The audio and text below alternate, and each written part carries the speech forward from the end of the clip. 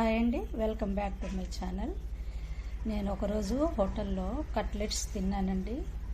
అవి అంతగా టేస్ట్ అనిపించలేదు.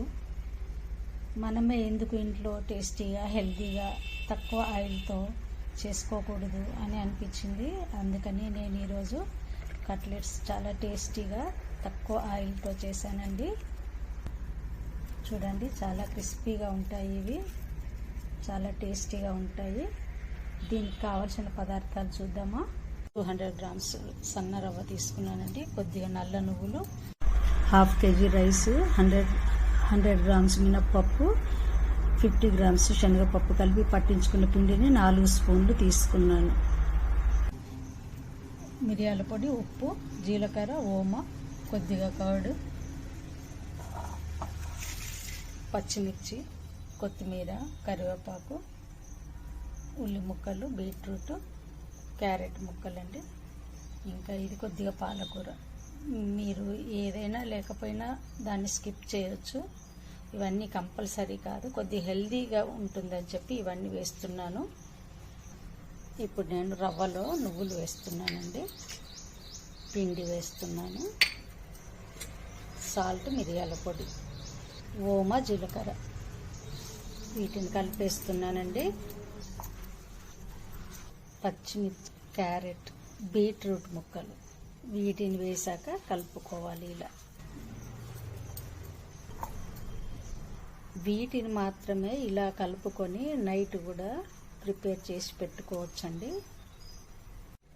ఇప్పుడు ఉల్లి ముక్కలు, పాలకూర, కొత్తిమీర, కరివేపాకు వీటిని మాత్రం మనం ఫ్రెష్గా అప్పటికప్పుడు తెల్లవారి ఎప్పుడైతే చేసుకుంటామో అప్పుడు కట్ చేసి వేసుకుంటే బాగుంటుంది.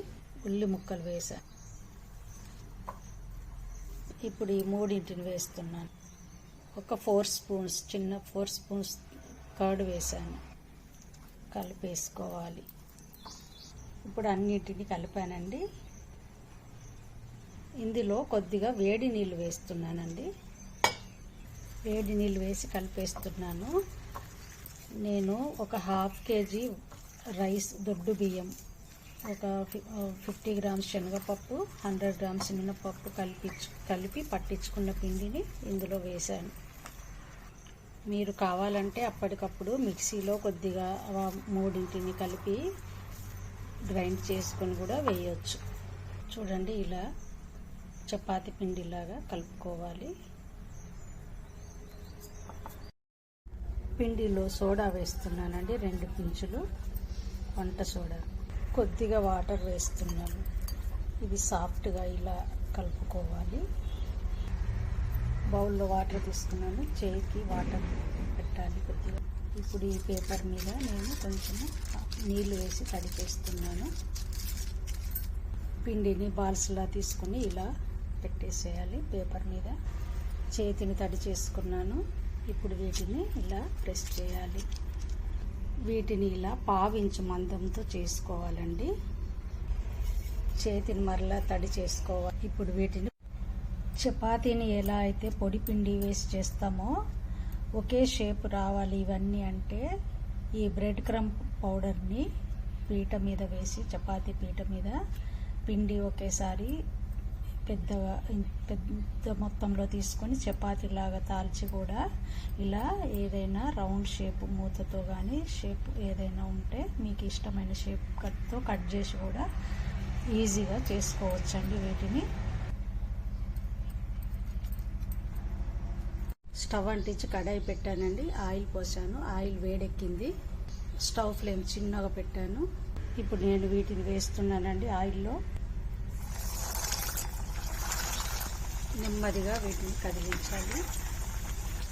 2 మినిట్స్ తర్వాత నేను వీటిని తిప్పేస్తున్నాను. నేను స్టవ్ ఫ్లేమ్ మీడియంలో పెట్టేస్తున్నాను. ఇప్పుడు 3 మినిట్స్ తర్వాత మరలా తిప్పేస్తున్నాను వీటిని. స్టవ్ ఫ్లేమ్ తగ్గించాను. ఇప్పుడు ఇవి ఫ్రై అయిపోయాయండి, తీసేస్తున్నాను. రవ్వ కట్లెట్ రెడీ అయిపోయిందండి. Thank you for watching. Please like, share and subscribe.